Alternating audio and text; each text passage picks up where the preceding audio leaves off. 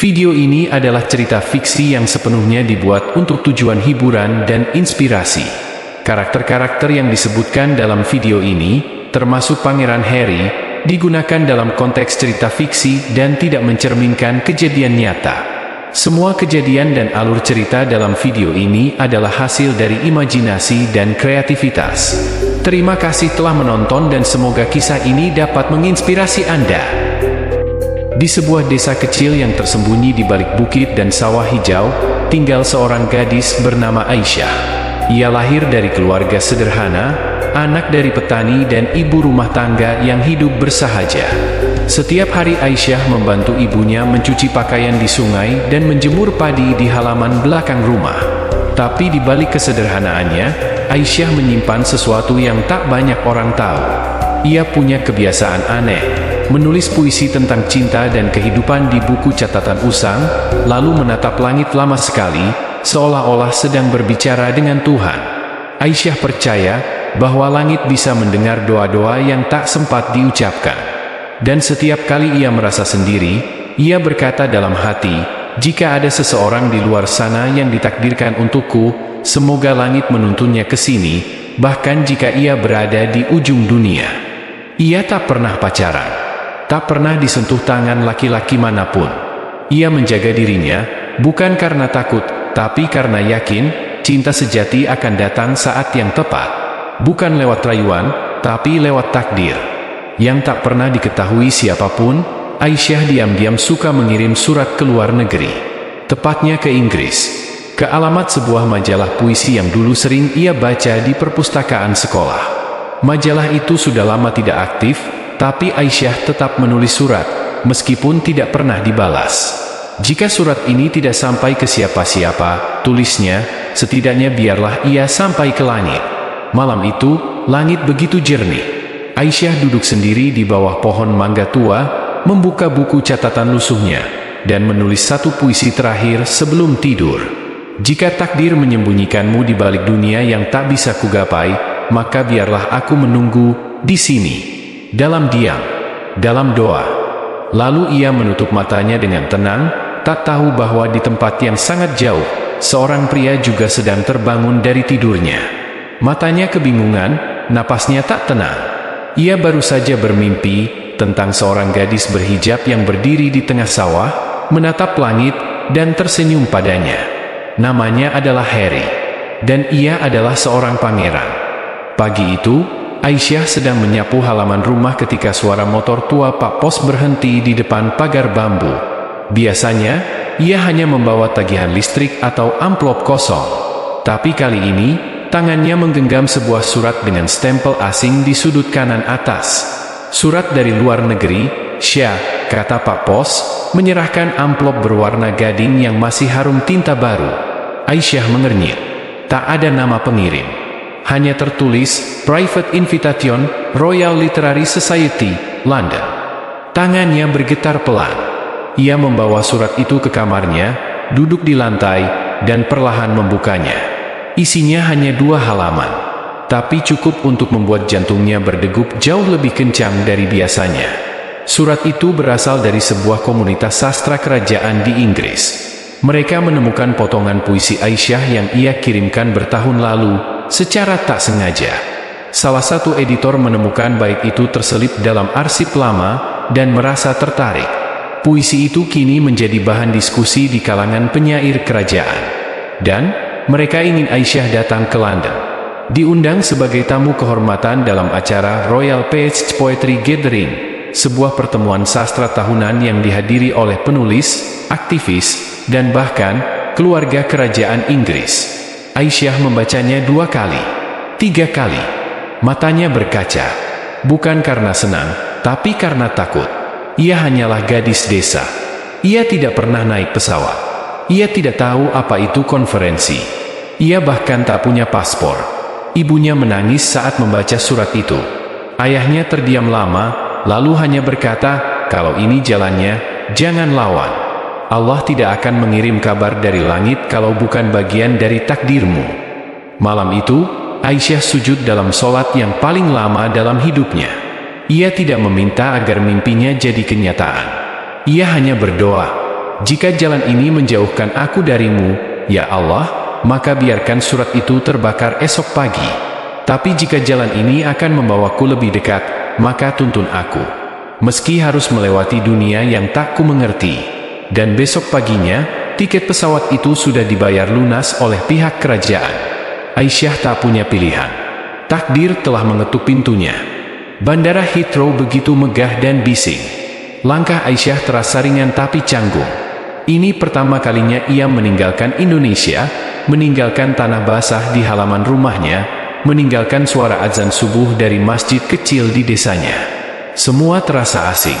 Bahasa, wajah, suara, aroma, udara, bahkan dirinya sendiri pun terasa seperti bukan Aisyah lagi. Ia dijemput oleh seorang wanita tua berperawakan hangat yang memperkenalkan diri sebagai sekretaris acara kerajaan. Namanya Eleanor.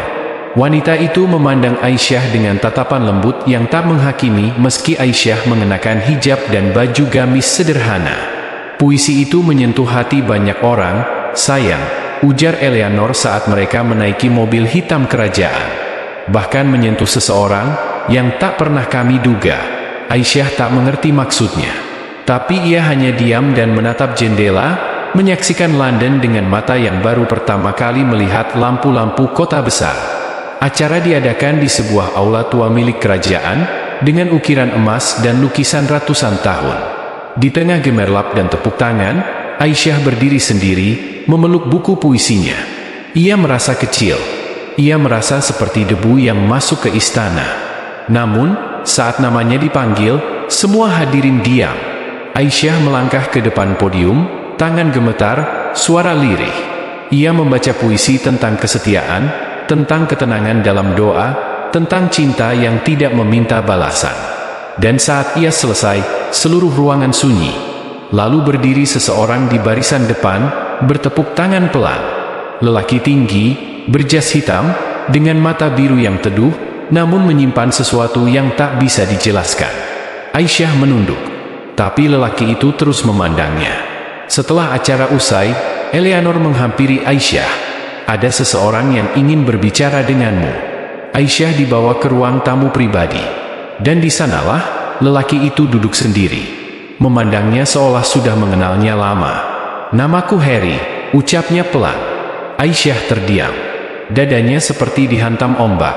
Ia tahu nama itu. Dunia tahu nama itu. Tapi yang membuatnya membeku, bukan karena gelar, bukan karena berita, tapi karena matanya. Mata itu, sama persis seperti dalam mimpinya bertahun lalu. Dan sebelum ia bisa berkata apapun, Pangeran Harry mendekat, lalu bertanya, "Pernahkah kau merasa, seolah Tuhan mempertemukan dua jiwa, bukan karena kebetulan, tapi karena pesan yang lebih besar?" Aisyah menatapnya, tak sanggup menjawab. Tapi hatinya tahu, takdir baru saja membuka babak yang tak pernah ia bayangkan. Aisyah duduk di bangku taman istana, ditemani secangkir teh hangat dan pandangan Pangeran Harry yang tak pernah lepas darinya. Ia merasa tidak seharusnya berada di sana. Bukan karena malu dengan asalnya, tapi karena ada yang lebih besar dari sekadar rasa, ada batas yang harus dijaga. Dan tatapan mata itu perlahan mengusik pertahanannya. "Aku tidak pernah melihat seseorang seperti kamu sebelumnya," kata Harry. Aisyah mengalihkan pandangan. "Banyak wanita di sekitarmu," jawabnya lembut. "Kenapa aku?" Harry terdiam. "Entah kenapa, setiap kali aku melihatmu, aku merasa seperti pulang." Pernyataan itu menghantam sesuatu dalam diri Aisyah. Ia bukan gadis yang mudah tersentuh oleh kata-kata. Tapi tatapan itu bukan sekadar kagum. Itu lebih dalam, lebih jujur, lebih membingungkan. Dan itu menakutkan. "Aku hanya wanita biasa. Aku pakai hijab. Aku punya batas," gumamnya lirih. Harry tersenyum, tapi ada kesungguhan dalam nadanya. "Batas bukan berarti dinding. Mungkin itu jembatan. Untuk mengenalmu, bukan menyentuhmu." Kata-kata itu membuat hati Aisyah bergetar. Selama ini ia selalu menjaga jarak dari laki-laki, takut bahwa mereka hanya akan datang untuk menaklukkan, bukan menghargai. Tapi yang ini hanya ingin mengerti.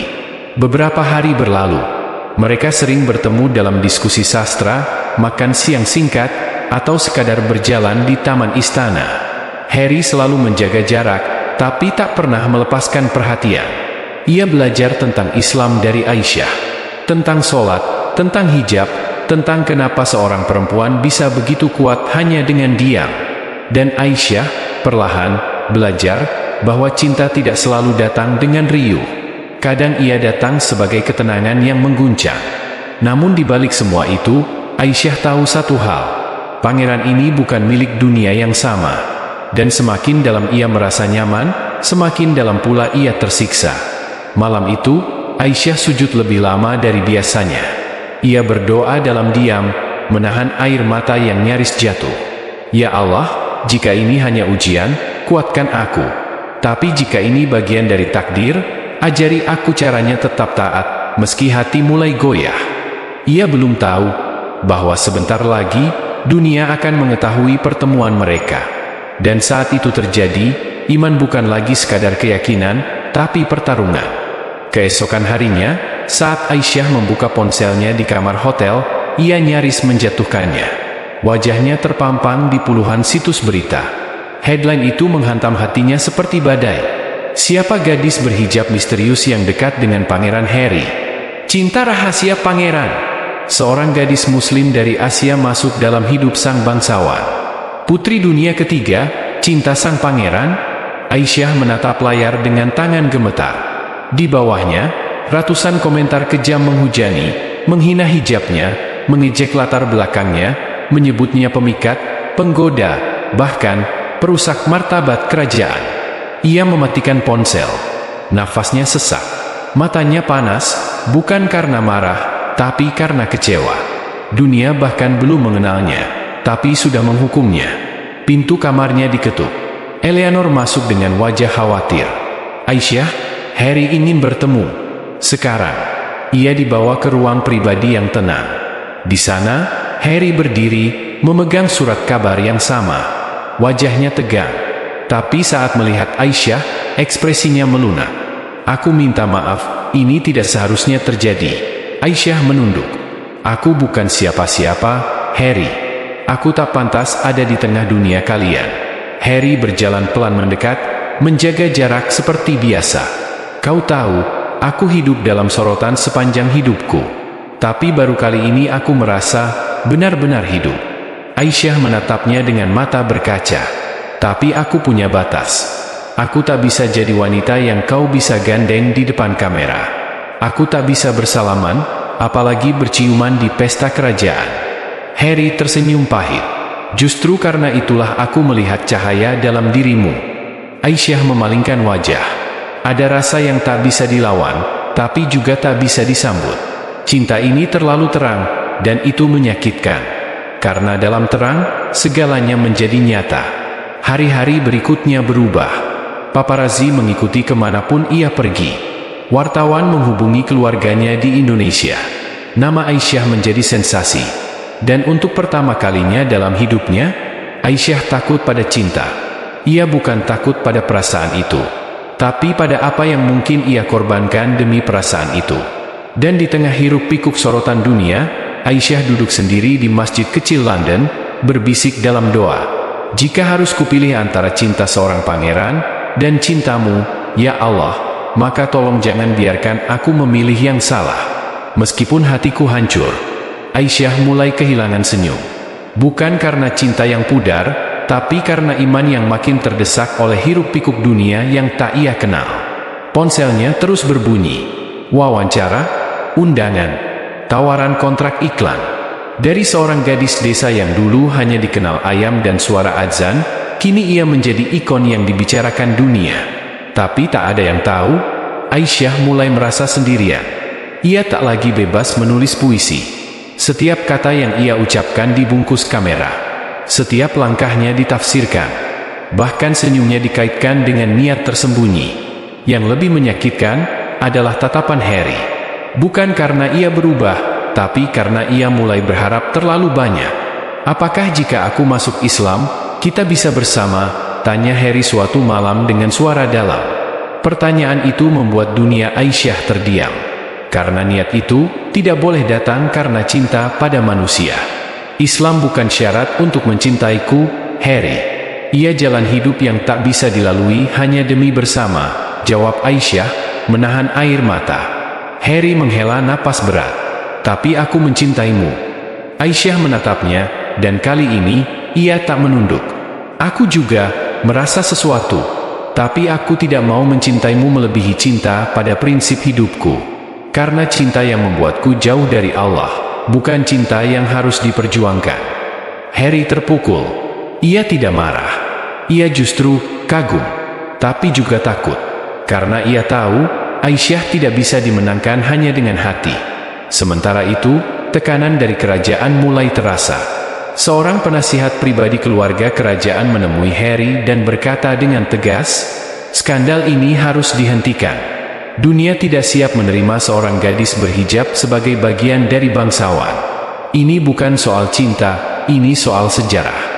Harry mulai dilema, antara menentang seluruh dunia, atau melepaskan satu-satunya perempuan yang membuatnya merasa dekat dengan Tuhan. Dan Aisyah, malam itu, untuk pertama kalinya, menangis dalam sujud. Ia tahu, cinta ini tak salah, tapi mungkin waktunya salah. Dan cinta pada Tuhan harus berdiri paling depan, meski harus kehilangan yang lainnya. Di akhir doanya, ia berkata lirih, "Jika cinta ini harus kulepaskan demi menjaga engkau tetap di hatiku, maka izinkan aku hancur, tapi tetap dalam pelukanmu." Aisyah berdiri di pintu pesawat yang akan membawanya kembali ke Indonesia. Hatinya berat seperti batu yang ditambatkan ke dasar laut. Dia meninggalkan London dengan rindu yang tak terucap dan pertanyaan yang menggantung di udara. Harry mengantarnya di bandara dengan tatapan sendu, mencoba menyembunyikan perasaannya yang berkecamuk. "Aku tak ingin kau pergi," bisiknya. Namun Aisyah hanya tersenyum lemah. "Ini bukan akhir, Harry. Ini jalan yang harus kutempuh." Di dalam pesawat, Aisyah menatap jendela, memandang awan-awan yang berarak, seperti harapan yang perlahan menjauh darinya.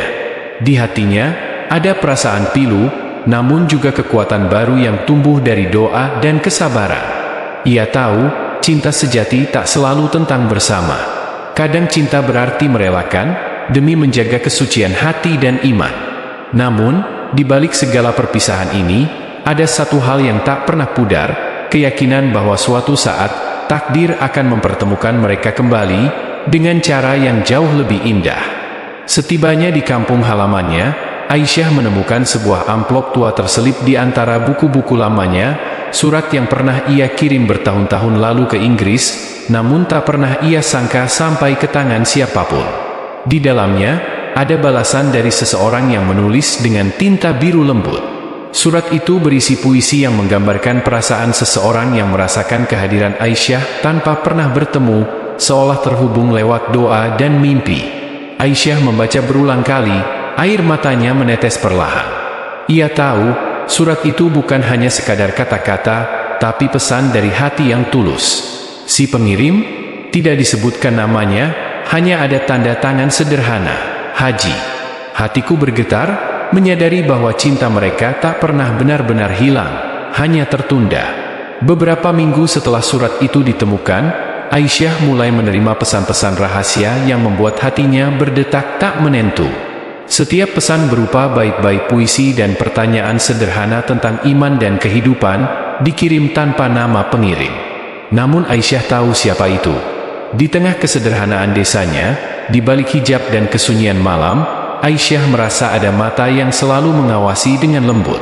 Harry, si pangeran yang tak pernah ia bayangkan akan menjadi bagian hidupnya, terus hadir dalam jejak-jejak kecil yang tak terlihat oleh dunia. Ia merasakan getaran yang sama, walau jarak ribuan kilometer memisahkan.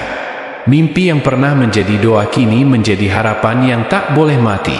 Suatu malam, Aisyah duduk di teras rumahnya, menatap bintang-bintang yang berkelip di langit desa. Ponselnya bergetar, sebuah pesan masuk yang membuat jantungnya berdegup kencang. Pesan itu singkat, hanya berisi satu kalimat. "Aku tidak pernah melupakanmu. Aku berjanji suatu hari kita akan bertemu kembali, di jalan yang telah Allah gariskan." Haji. Aisyah tersenyum sambil menitikkan air mata. Janji itu bukan hanya kata-kata, tapi harapan yang menguatkan iman dan hatinya. Meski tak tahu kapan dan bagaimana, ia yakin bahwa cinta sejati tidak akan hilang begitu saja. Ia berdoa, berharap bahwa mereka berdua diberikan kekuatan untuk menunggu waktu yang tepat. Hari-hari berlalu dengan tenang, namun di balik ketenangan itu, Aisyah merasakan rindu yang menyelinap tanpa suara. Setiap langkahnya di ladang dan setiap doa di masjid kecil membawa bayangan Harry yang hangat. Ia tahu, pertemuan mereka bukan sekadar kebetulan. Tapi rindu ini juga menjadi ujian terbesar, menjaga hati agar tetap lurus, menjaga iman agar tak goyah. Sementara itu, di istana, Harry pun sering termenung, memandang foto Aisyah yang tersembunyi di balik buku harian. Ia berjuang dengan dilema, antara kehidupan kerajaan yang penuh aturan dan perasaannya yang tak bisa disangkal. Namun keduanya tahu, cinta mereka adalah ujian yang harus dihadapi dengan sabar dan tawakal. Suatu hari, Aisyah menerima sebuah paket dari Inggris. Di dalamnya, ada sebuah undangan resmi untuk menghadiri sebuah acara amal yang diselenggarakan oleh keluarga kerajaan. Surat itu berisi harapan agar Aisyah bisa hadir kembali ke London, kali ini bukan sebagai tamu biasa, tetapi sebagai pembicara tentang kekuatan iman dan cinta dalam menghadapi cobaan hidup. Hatinya berdebar. Ini bukan hanya kesempatan, tapi juga ujian lain, antara keinginannya untuk bertemu Harry lagi dan menjaga kehormatan serta keimanannya. Ia pun memutuskan untuk berdoa dan memohon petunjuk, berharap Allah memberikan kekuatan untuk melangkah. Aisyah tiba di London dengan perasaan campur aduk. Senang karena diberi kesempatan berbicara, takut akan sorotan media yang kembali mengintai, dan rindu yang masih membara pada Harry. Di acara amal itu, suasana penuh kehangatan dan ketulusan. Aisyah membagikan kisah hidupnya tentang hijab, iman, dan cinta yang diuji oleh waktu dan jarak. Ketika sesi tanya jawab tiba, Harry muncul di antara hadirin, menyaksikan dengan penuh kekaguman. Setelah acara, mereka bertemu di taman istana yang sama di mana pertemuan pertama mereka berlangsung. Tatapan mereka saling bertaut, mengandung sejuta rasa yang tak terucap. Namun, Aisyah tetap teguh pada prinsipnya. Meskipun kita bertemu lagi, aku ingin kita berjalan bersama bukan hanya dengan cinta, tapi juga dengan iman yang kuat. Harry mengangguk, berjanji untuk terus belajar dan menghormati jalan Aisyah. Meski mereka kembali bertemu, bayang-bayang keraguan mulai merayapi hati Harry. Tekanan dari keluarga kerajaan dan publik yang terus mengawasi membuatnya merasa terjebak antara cinta dan kewajiban. Harry mulai mempertanyakan apakah cinta ini bisa bertahan dalam dunia yang penuh aturan dan ekspektasi. Sementara itu, Aisyah berusaha menjadi pelindung hatinya, menguatkan iman agar tidak terjerumus dalam godaan dunia. Namun, keraguan itu semakin menjadi beban yang sulit diabaikan. Harry menerima peringatan keras dari penasihat kerajaan. Kau harus memilih, Harry, kerajaan atau hati. Di malam sunyi, Harry bergumul dalam doanya, mencari petunjuk di antara hati dan tanggung jawab. Sementara itu, Aisyah semakin merasa terasing, berada di dunia yang bukan miliknya, namun tak sanggup melepaskan rasa yang tumbuh. Komunikasi mulai renggang. Pesan-pesan yang dulu penuh harapan kini menjadi singkat dan dingin. Aisyah merasakan dinginnya jarak yang tiba-tiba membeku, membuat hatinya remuk. Namun ia tetap berusaha tegar, percaya bahwa cinta sejati bisa bertahan dalam diam. Di sebuah malam, Aisyah menangis dalam sujudnya. Rasa sakit dan rindu bercampur dalam doa yang hening. Ia bertanya pada Allah, apakah cinta ini akan berakhir atau justru jadi awal perjuangan yang lebih besar? Harry menulis surat yang belum pernah ia kirimkan. Surat penuh penyesalan, harapan, dan janji untuk kembali jika waktu memungkinkan. Namun surat itu tetap tertutup di dalam laci, menunggu saat yang tepat. Aisyah mendapat tawaran untuk tinggal di Inggris sebagai bagian dari program budaya dan pendidikan. Ini adalah kesempatan besar, tapi juga ujian untuk hatinya. Ia berdoa panjang, meminta petunjuk, dan akhirnya memutuskan untuk menerima, bukan untuk Harry, tapi untuk dirinya sendiri. Di Bandara London, Aisyah bertemu dengan Harry yang baru kembali dari tur resmi kerajaan. Tatapan mereka penuh campuran rindu, luka, dan harapan. Namun, perjalanan mereka belum selesai. banyak hal yang harus diperjuangkan dan dipahami. Aisyah dan Harry berjuang menjembatani perbedaan budaya dan ekspektasi. Mereka sadar cinta mereka bukan hanya soal perasaan, tapi juga tentang pengorbanan dan penerimaan. Ketegangan muncul ketika dunia mengawasi setiap langkah mereka, dan keluarga Harry menuntut kepastian. Di balik senyum mereka, ada luka yang tak terlihat oleh dunia. Aisyah merasa tersisih, sementara Harry bergulat dengan tekanan menjadi sosok yang diharapkan publik. Mereka mulai mempertanyakan, apakah cinta bisa mengalahkan semua ini? Malam-malam sunyi menjadi tempat mereka memohon kekuatan. Aisyah berdoa agar hatinya tetap teguh, Harry memohon petunjuk untuk memilih jalan yang benar. Doa itu menguatkan mereka, meski jalan di depan masih penuh ketidakpastian. Akhirnya, mereka duduk bersama, membuka hati dan pikiran. Harry berjanji untuk melawan semua rintangan demi cinta mereka, sementara Aisyah bersedia berjalan di sampingnya dengan iman sebagai pondasi. Mereka memilih cinta yang suci, bukan sekadar nafsu dunia. Berita resmi diumumkan, Pangeran Harry dan Aisyah akan menikah. Dunia terdiam, terkejut, namun lambat laun menerima kisah cinta ini. Mereka berdiri bersama, membuktikan bahwa cinta sejati bisa mengalahkan segala batas dan perbedaan. Dan di balik hijab dan mahkota, mereka menemukan kebahagiaan yang hakiki, cinta yang diberkati Tuhan. Apakah cinta beda dunia bisa bertahan? Tulis pendapatmu di kolom komentar. Apakah Aisyah harus melanjutkan hidupnya atau menunggu sang pangeran? Jangan lupa like, share, dan subscribe agar kamu gak ketinggalan kisah selanjutnya. Pak Kupin klik tombol lonceng untuk terus ikuti kisah cinta yang menggemparkan dunia ini.